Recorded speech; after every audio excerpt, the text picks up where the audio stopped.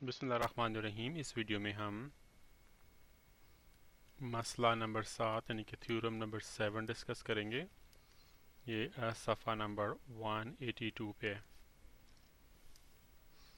इस थ्योरम में वो ये कहते हैं कि अगर दो दायरे हों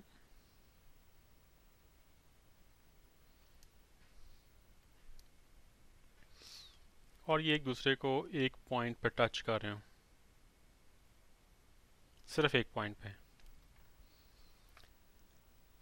ये इसका सेंटर है और ये इसका सेंटर है, ठीक है। तो ये कह रहे हैं कि इन दोनों के जो मरकज़ों के दरमियान जो फासला होगा ना, यानी कि इसका सेंटर ये है, जैसे इसको मैं बी कह लेता हूँ, इसको मैं ए कह लेता हूँ, इनके मरकज़ों के दरमियान, और ये सी पॉइंट पर टच करते हैं, इनके मरकज़ों के दरमियान जो फासला है ना, वो दोनों के जो रेडियस है ना, उनका मजमुआ या सम होगा। तो बात सीधी सादी है कि भाई देखें, अगर देखें, मैं यहीं से बताता हूँ, यहाँ से यहाँ का जो फासला वो क्या होगा, यहाँ से यहाँ तक का फासला प्लस यहाँ से यहाँ तक का फासला। तो बड़ा कॉमन सेंस का थ्योरम है बहरहाल। लेकिन इसमें एक चीज़ मैं ज़रा क्लियर करता जाऊँ, वो ये कि देखें, ये पॉइंट है ए, ये पॉइंट है बी, ये पॉइंट है सी। अब ए से बी का जो डिस्टेंस है ना, वो ए से सी प्लस सी से बी तक का होगा। सीधी सादी बात है ना। लेकिन इसके लिए कंडीशन ये है कि तीनों point A B C are on the same line, एक ही लाइन के ऊपर हो, तब ये बात ठीक होगी। अगर यूँ समझें कि ये बात हो कि ये ए से सी है और बी जो है वो ऐसे करके मैंने ज़रा एग्जैजरेट करके बनाया है, तो फिर ए से बी तक का जो फासला है वो बराबर नहीं होगा ए से सी प्लस सी से बी के। क्यों? इसलिए कि ए से बी का फासला जो है वो तो डायरेक्टली ये होगा, और वो लामहला इससे और इसके सम से कम होगा। क्योंकि फासला, आप याद रखें हमेशा, फासला हमेशा आप डिस्प्लेसमेंट लेते हैं। डिस्प्लेसमेंट का मतलब ये है कि दो पॉइंट्स के दरमियान सीधा फासला, ये डिस्प्लेसमेंट होती है ए और बी के दरमियान। ये अगर घूम घूम के जाएं, ये डिस्प्लेसमेंट नहीं होती।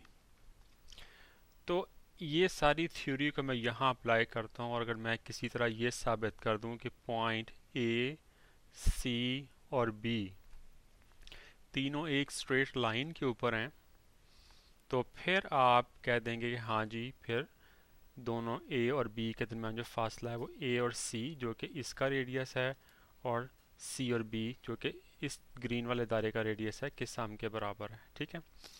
अब इसको, इन तीनों पॉइंट्स को स्ट्रेट लाइन पे साबित करने के लिए मैं थ्योरम्स इस्तेमाल करता हूँ, जैसे बुक में उन्होंने किया हुआ। और आपको याद होगा कि स्ट्रेट लाइन जो होती है ना, उसके ऊपर ऐसे करके अगर एंगल ने नोट करें तो 180 होता।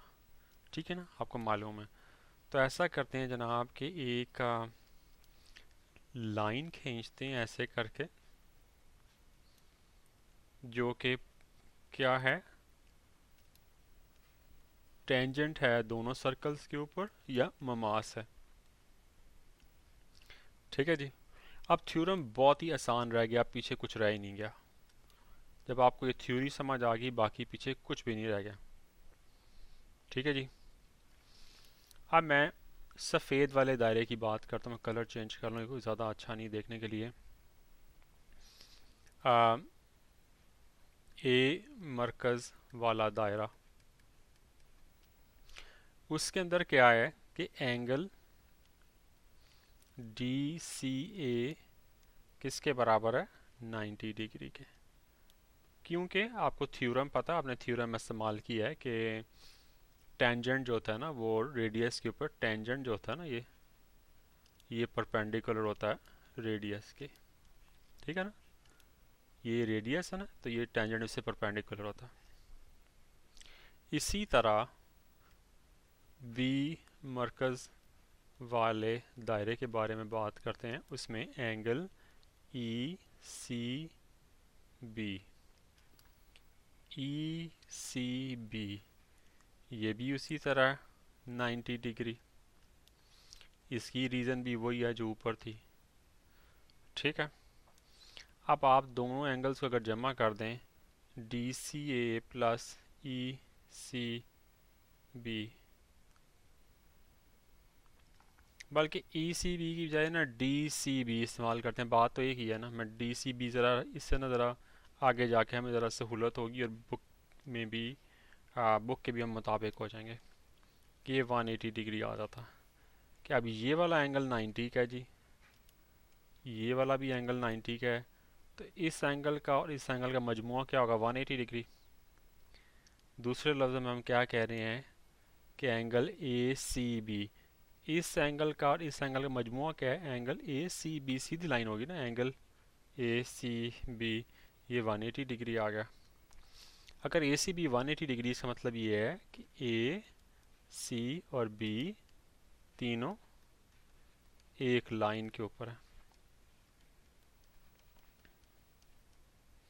अगर ये तीनों एक लाइन के ऊपर हैं, फिर तो जारी बात है कि मेजरमेंट ऑफ ए बी बराबर है measurement of A C plus C B. कि A C plus C B दोनों को ऐड करें तो ए बी की मेजरमेंट आ जाती, जो कि हमारा थ्योरम था। लिहाजा ये थ्योरम भी प्रूव हो गया, बहुत ही आसान था। इंशाल्लाह अगले वीडियो से हम थ्योरम नंबर 8 जो कि सफ़ा 183 पे है उसके बारे में बात करते हैं। अस्सलाम वालेकुम।